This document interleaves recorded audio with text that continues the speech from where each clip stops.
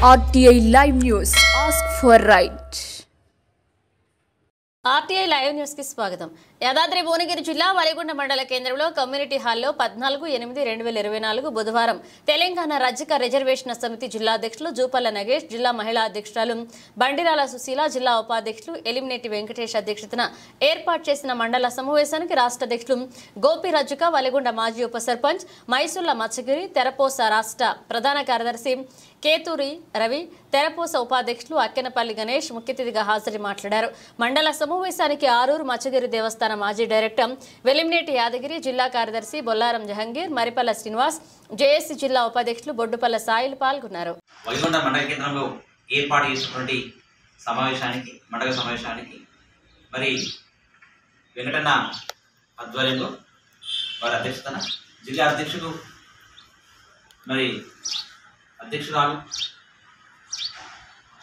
రాష్ట్ర అధ్యక్షుల ఆధ్వర్యంలో ఏర్పాటు చేసినటువంటి ముఖ్య నాయకుల సమావేశానికి హాజరైనటువంటి జిల్లా కమిటీ సభ్యులందరికీ పేరు పేరున నమస్కారం తెలియజేసుకుంటూ జిల్లా అధ్యక్షులైనటువంటి నాగేశ్వర గారికి, జిల్లా మహిళా అధ్యక్షురాలైనటువంటి సుశీల గారికి ప్రత్యేక వందనాలు తెలియజేసుకుంటూ ముఖ్యంగా ఎస్సీ రిజర్వేషన్ సంక్షేమ పథకాలు ఈ రెండు విషయాల్లో 2016 రేవంత్ రెడ్డి గారు టీడీపీ ఎమ్మెల్యే కొడంగల్ నుంచి ఉన్నప్పుడు, మరి మధుసూదనాచారి స్పీకర్గా ఉన్నప్పుడు, కేసీఆర్ గారు ముఖ్యమంత్రి ఉన్నప్పుడు వారు స్వయంగా అసెంబ్లీలో మాట్లాడినటువంటి విషయాన్ని మనం ఒకసారి గుర్తు చేస్తున్న సందర్భంగా.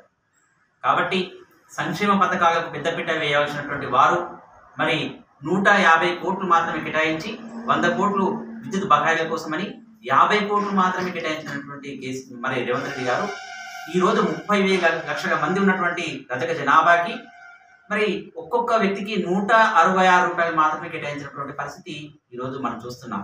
వారు కేటాయించినటువంటి 50 కోట్ల బడ్జెట్. రెండవది ఎస్సీ రిజర్వేషన్ కోసం ఆనాడు మాట్లాడినటువంటి వారు మరి ఈరోజు అసెంబ్లీ తీర్మానం చేసి కేంద్రాన్ని పంపిస్తే బీజేపీ ప్రభుత్వం చేస్తామని చెప్పి సిద్ధంగానే ఉంది. 2018 మేనిఫెస్టో కూడా పెట్టారు వారు.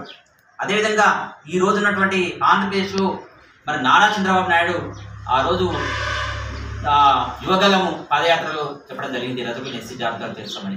కాబట్టి అటు ఆంధ్రప్రదేశ్ కానీ ఇటు తెలంగాణలో కానీ ఇప్పుడు ఉన్నటువంటి ప్రభుత్వాలు ఆ రోజు ఇచ్చినటువంటి హామీలు నెరవేర్చుకోవాలని చెప్పి సందర్భంగా తెలుసుకుంటాం. అంతేకాకుండా ఇందిరాగాంధీ 56/1984 ఆర్డినెన్స్ ద్వారా ఆ రోజు 18 రాష్ట్రాలని రజకులని ఈ దేశం దోపిలని ఎస్సీ జాబితాలు చేస్తుంది. కాబట్టి రేవంత్ రెడ్డి గారు ముఖ్యమంత్రి వర్యులు ఇందిరాగాంధీ చేసినటువంటి ఆమె కృషిని మీరు ముందుకు తీసుకోవాల్సినటువంటి అవసరం ఎంతైనా ఉంది.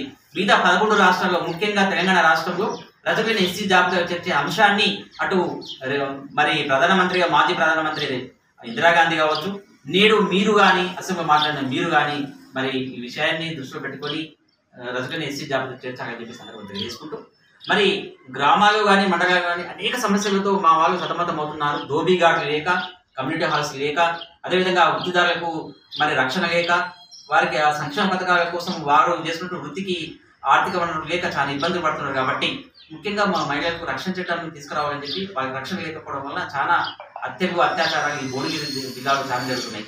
మేము గతంలో కలెక్టర్ మేడం కూడా చెప్పడం జరిగింది. కాబట్టి ఈ విషయాలు అన్నింటినీ దృష్టిలో పెట్టుకొని రజక సంక్షేమం కోసం మీరు కృషి చేయాలని చెప్పి పాటుపడాలని చెప్పి సందర్భంగా తెలియజేసుకుంటూ మరి ముఖ్యంగా ఈరోజు రజక యువత మరి చదువుకున్న నిరుద్యోగ యువత ఉద్యోగాలు చాలా ఇబ్బంది పడుతున్నారు. సాధించుకున్న తెలంగాణలో నిలుగు నియామకాల కోసం సాధించుకున్న తెలంగాణలో ముఖ్యంగా నిరుద్యోగ యువత ఆ కుటుంబానికి భారం అవుతున్నారు. ముఖ్యంగా వారి కుటుంబానికి భారం అవుతూ మరి అప్పుల పాలవుతూ వారు ఎక్కడ ఏ పని చేయలేక మరి రోడ్డున పాలవుతున్నారు. కాబట్టి యువతకు మరి ఒక మెగా డిఎస్సి 50,000 మెగా డిఎస్సి వేయండి. 16,000 అయితే జిల్లాకు 2-3 పోస్టులు వస్తాయి తప్ప మరి మెగా డిఎస్సి ఒక 50,000 మెగా డిఎస్సి వేయడం వల్ల యువతకు ఉపాధి అవకాశం కల్పించబడి ఉంటారు. లేదు అంటే వారి యువతకు సంక్షేమ పథకాల కోసం ప్రత్యేక నిధులను కేటాయించవలసిందిగా ఈ ముఖ్యమంత్రి వర్యులు రేవంత్ రెడ్డి గారిని సందర్భం కోరుచున్నాను. మరి గృహ నిర్మాణాల కోసమని గృహ నిర్మాణం లేక ఎంతోమంది ఇబ్బంది పడుతున్నటువంటి దృశ్యాలు మనం చూస్తున్నాం.